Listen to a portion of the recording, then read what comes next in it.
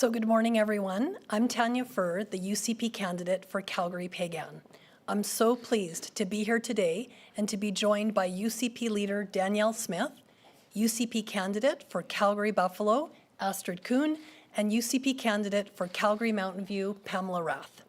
We are 5 days away from Election Day, the day that Albertans get to choose which direction they want the province to go. Albertans can choose to keep moving Alberta forward with the UCP plan for growth, opportunity, and safety. Or they can choose to go backward to the same recycled NDP plans that Albertans soundly rejected 4 years ago. Plans that would shrink the economy, reduce opportunities, and fail to address public safety. The top issue on Albertans' minds as they go to cast their votes is the economy, and that makes sense because Albertans know that our economy has turned around. Investment is up, business and corporations are up, jobs are up, average weekly wages are up. Albertans know that we cannot risk it all to go back to the failed economic policies of the NDP. And to clearly lay out the ballot box choice for Albertans, I'd like to invite UCP leader Danielle Smith to the podium. Awesome. Thanks so much, Tanya. I'd also like to recognize our candidates, Pamela Rath, UCP candidate for Calgary Mountain View, and Astrid Kuhn, our UCP candidate for Calgary Buffalo. And good morning, everyone. Thank you so much for joining me here today. Elections matter. Policy matters. They matter for the economy, they matter for affordability, they matter for healthcare, and they matter for public safety. The key to success for Alberta families is a strong economy. A strong economy means more jobs for Albertans. It means more money for health, for education, and for supports for the most vulnerable. And a strong economy means more opportunities for everyone. Rachel Notley and the NDP have a different idea. In 2015, they introduced a carbon tax and raised taxes on Alberta job creators. Businesses closed. Investment fled the province. Albertans moved away by the tens of thousands. And now the NDP is promising to do it all over again, and with an even higher tax increase. A 38% tax hike on business owners and job creators. A 38% tax hike that will hurt your ability to build a successful business. A 38% tax hike that will make things more expensive for Alberta families like yours. And just like their tax increases did the last time. According to their own projections, Rachel Notley and the NDP's 38% tax hike will burden Alberta job creators with more than $6.2 billion. $6.2 billion over 3 years in additional costs. Costs that will lead employers to lay off employees, pass the costs on to families, or just move elsewhere. This tax hike has been panned by economists, community organizations representing employers, and labor associations because they're concerned about job losses, businesses moving away, and reduced government revenues to pay for government services and supports for those who need them. The UCP has a different plan. When we cut taxes in 2019, investment returned to Alberta. More Albertans started opening businesses, and now more Albertans are working than ever before in our province's history. And more Albertans than ever before are working in full-time jobs that pay mortgages and buy groceries. More Canadians are choosing to move to Alberta for the opportunities we have, thanks to a strong economy. Families, job creators, entrepreneurs, employers, and business owners know that low taxes, good jobs, and high wages matter. It means more money in their pockets so they can support their families and grab hold of the opportunities available to them. And they know that stability matters. Stability that taxes won't go up. Stability that when your family chooses to live in this province or you choose to create jobs here, you can count on a government that maintains Alberta's tax advantage. That is why I'm pleased to announce that Bill 1 of a re-elected United Conservative government will be the Taxpayer Protection Amendment Act. This legislation will ensure no government can increase your personal taxes or taxes on job creators without approval from Albertans through a referendum. This expands on the Taxpayer Protection Act's current restriction preventing a provincial sales tax from being imposed. This commitment will protect Alberta job creators, employers, employees, families and investors from job-killing NDP tax increases. Tax increases that Rachel Notley is running on that will drive away businesses, investment and jobs once again, reducing government revenue and putting our world-class healthcare and education systems at risk. tax increases that will make life more expensive for Albertans. So in this election, Albertans have a choice. A $7.5 billion choice between voting for the UCP, which will deliver $3 billion in tax cuts, our tax cut for all Albertans, extending the fuel tax holiday, our discounts for seniors' fees and services, and our graduate retention tax cut, or choose the NDP and get more than $4.5 billion in tax hikes. A re-elected UCP government will keep $3 billion in Albertans' pockets and to spend on groceries, pay the mortgage, or whatever it is they need. Rachel Notley and the NDP would take $4.5 billion from Albertans despite the job losses to pay for their wasteful spending. And just like before, they would take your money and, through debt, even your grandkids' money to pay for their mistakes. This election is a choice between a united Conservative Party that's lowered taxes, balanced the budget, and returned Alberta to its place as the economic powerhouse of Canada. Or we can choose to go backward with the NDP and their recycled policies that hiked taxes and debt, drove out jobs and investment, and sent Albertans fleeing elsewhere for opportunity. The United Conservative Party has a solid, stable, forward-looking plan that Albertans can rely on, a plan that ensures stability for job creators and opportunities for all Albertans. Rachel Notley, on the other hand, has nothing to offer Albertans other than fear, negativity, and misinformation. We are running on our record of successes. Rachel Notley is running away from her record of failures. Thank you, and I'd be happy to take questions. Thanks, everybody. We have quite a few questions, so I just ask if you have a question. It'll be one question per journalist. Please visit Justin with the microphone. Let's go to our first question. Cian Bexley with the Counter Signal. Justin Trudeau's close friend and special rapporteur, David Johnston, just announced that there's no need for a public inquiry into Chinese Communist Party interference in the federal election. I'm wondering, as Premier, are you satisfied with how Canada's First Minister is handling such an issue? And are you worried about that happening in Alberta? You know, I have asked before whether there is any concern about foreign interference in Alberta's elections, and I have been assured that there is no evidence that there is any election interference taking place. I'm very pleased to see that, and we'll continue monitoring it. Any reports of interference by our enemies are things that we need to take seriously, and but I can assure people that we do not appear to have those problems in Alberta. Hi, Rachel Emanuel with True North. This announcement today was about personal taxes or taxes on job creators. I'm wondering if your government would also expand to include the carbon tax if there ever comes a day that the federal carbon tax is scrapped under a Conservative government, for example. Well, we're fighting to eliminate the federal carbon tax. We've been asking for the federal government, which is supported by the NDP and a coalition. We've been asking for them to stop the increases and to reduce it. We're facing an affordability crisis. Instead, they increased it April the 1st, and they intend to increase it 300% by 2030. Rachel Notley has not stood up for Albertans on this issue. She has not asked her federal leader, Jagmeet Singh, to stop making that a condition of the support for the Liberal government. And I think that goes to the credibility of Rachel Notley when she says that she cares about affordability. If she cared about affordability, she would be standing with us saying to end the retail carbon tax and to make sure that that it's not there to increase the cost of everything. So we are going to continue fighting to remove that carbon tax. That is our first priority. Hi, Ms. Smith. Michael Rodriguez, Calgary Herald. There was an open letter from doctors released by the NDP this morning. Continued crisis in emergency rooms, collapsing emergency rooms. They pinned it partially on government policy. What's your response to that? Well, look, we chose a new leader in our party in October, and one of the very first things that I did was to make healthcare reform our top priority. I had been hearing very many of the same concerns that the doctors raised, which is why we knew we had to deal with it. I put in an official administrator, and we got to work talking to nurses, doctors, paramedics, other frontline health professionals, and we're implementing their ideas, and we're already seeing results. We're seeing that we've reduced hospital wait times, we've reduced wait times for ambulance.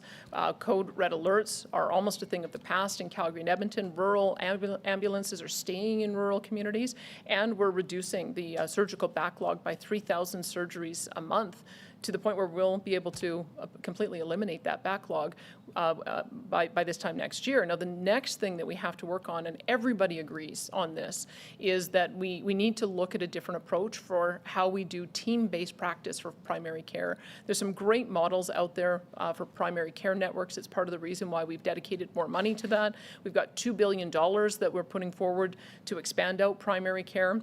We're going to be seeing in the future team practices with doctors and nurse practitioners, LPNs, and other health professionals so that everybody has access to a medical doctor and the care that they need. And we are also making great progress in recognizing credentials. In April alone, the Nursing College recognized credentials for 1,400 nurses, more than the previous 3 years combined, which allows for us to be able to continue that recruitment. And we've got to do more.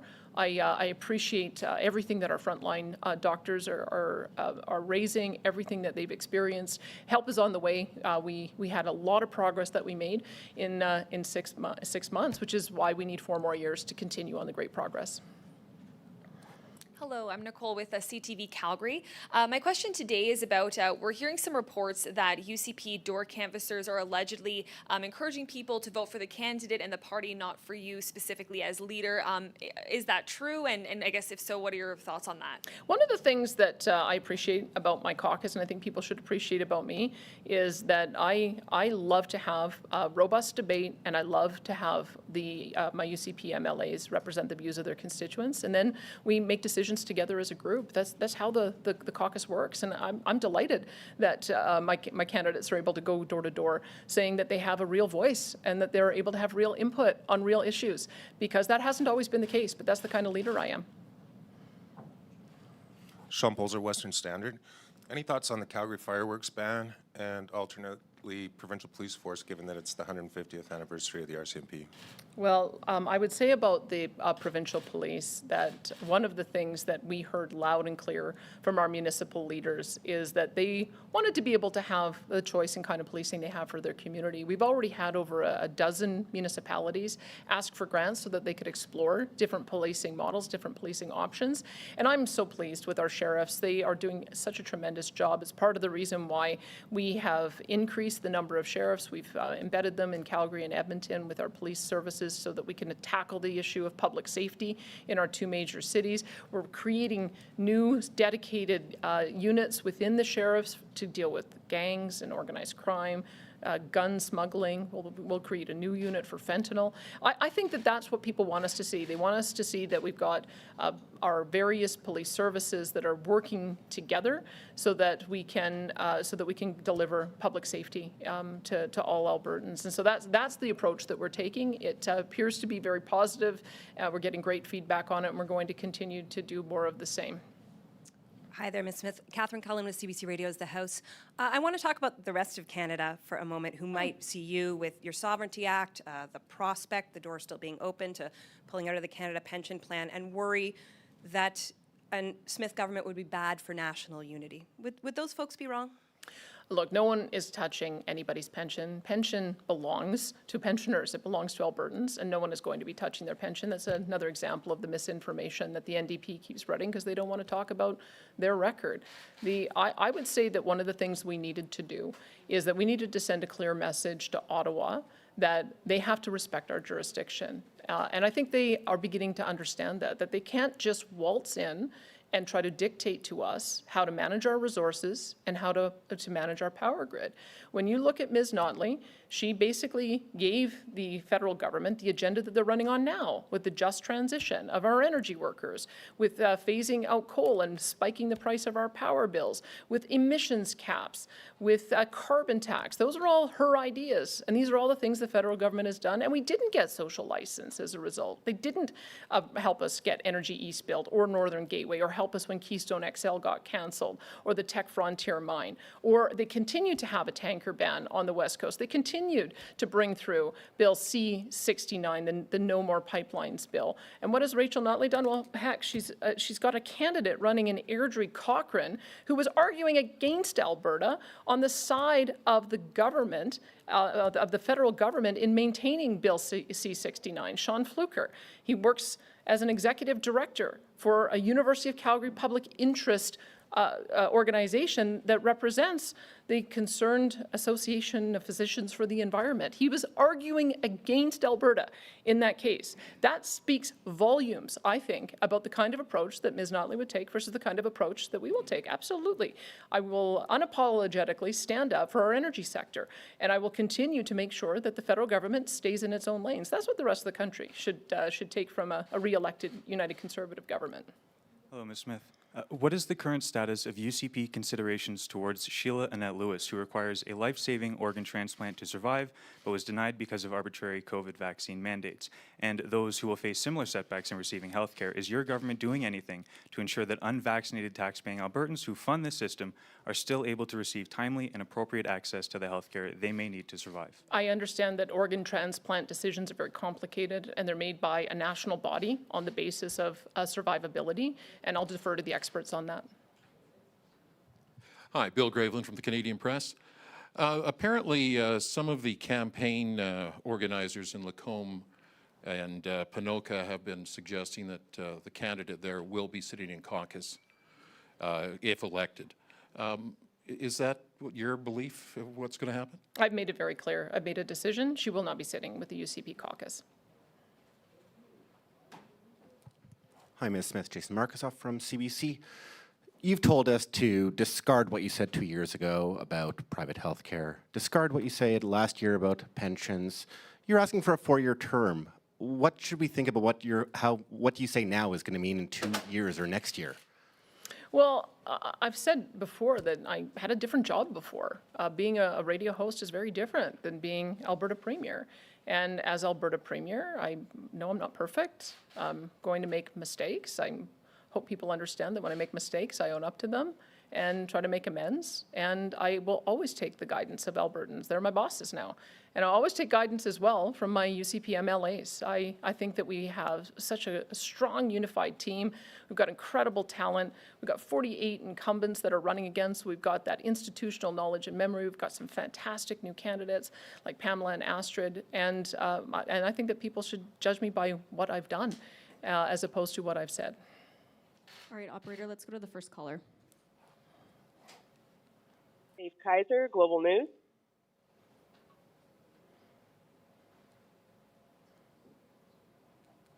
Good morning. Sorry about that.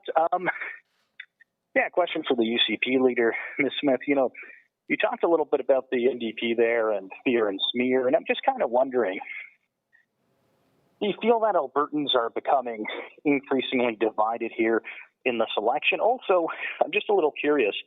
I'm actually on the steps of the ledge here where Archer Pulowski is expected to be up momentarily, talking about other calls he had with you. So I'm just wondering, how many conversations have he had with Archer?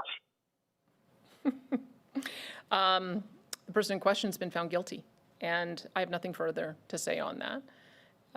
When it comes to, what was your first question, Save? Sure thing. Sorry, I lost my train of thought for a second there. My first question was just about increasing dividedness throughout this election and how you feel that impacts Albertans from both sides of the aisle. You know what? I felt like it was important for us to run a positive campaign on my record in the last 6 or 7 months, as well as the record of my entire caucus and cabinet team as a UCP government. I'm really proud of that record. It's why we've been able to talk so much about the creation of jobs, in the investment increases, the diversification of the economy, the fact that more people want to move here than ever before. Those are all such positive things, and that's a record I'm very proud to run on. I think people want to see that continue. I think that candidates and parties that run nothing but fear and smear and misinformation, they're trying to tap into a negative emotion, and I just don't think Albertans are there. I think Albertans feel really optimistic about this province, and they want a leader who is going to reflect that optimism. And I know that when we come together as a family, an Alberta family, we can overcome any obstacle, and I think people are ready to put some of the division of the past behind them, and they want to move forward. That's what our campaign is all about. Operator, next caller, please. Catherine Gregowski, Alberta Today. Thanks. I want to follow up on Bill Gravelin's question. You said that Jennifer Johnson will not be sitting in caucus. However, you had also told CTV that you believe in redemption and that if this candidate puts in the work, she can come back to the party. So I wanted to know whether she has a membership in the party in good standing, and if she is allowed back in caucus, who gets to decide whether she has put in sufficient work? Well, I've made it very clear that I've made the decision that she will not be sitting with our caucus should she be elected. And that is, that's final. All right, let's go to our last caller. Don Braid, Calgary Herald. Premier, could you take us back to the promise of Bill 1 in your next government, should you have one? I'm just wondering, first of all, does that mean that the 0 to 60,000, 8% bracket you're creating would be written into stone forever, like the other current tax rates? And also, could you give us a little more clarity on what it would mean for business tax? You mentioned tax when your previous remarks today, a tax for job creators. Are you talking about, when you say that, about freezing corporate income tax? Right. So we can, the way we're going to structure this act is that we can always reduce tax rates, and we don't need to have a referendum for that. So that's why we're going to create a new rate of 8% on incomes up to $60,000, and that will reduce taxes for those below $60,000 by 20%, and for those above $60,000, deliver a $760 tax break for an individual and $1,520 per family. The corporate tax right now is 8%. And when we pass this legislation, that would be sending a message to the business community that it will stay that way. And the only way it would change is if the government put it to a referendum of the people. There have been now countless commentators who have talked about the whipsaw that the corporate sector is experiencing from having seen it go up to 12%. We brought it down to 8%. Now Ms. Notley is threatening to bring it up again to 11%, which is a 38% increase. We have had the Alberta Chambers of Commerce say that creates business uncertainty. We've had the Alberta Enterprise Group say so. We've had economists like Jack Mintz and others, and we've even had a union. CLAC has said that it would create job losses and instability. So this is just reaffirming that a united Conservative government, if re-elected, this is how strongly we feel about creating a stable environment for business investment, that this would be our very first act of government, Bill 1.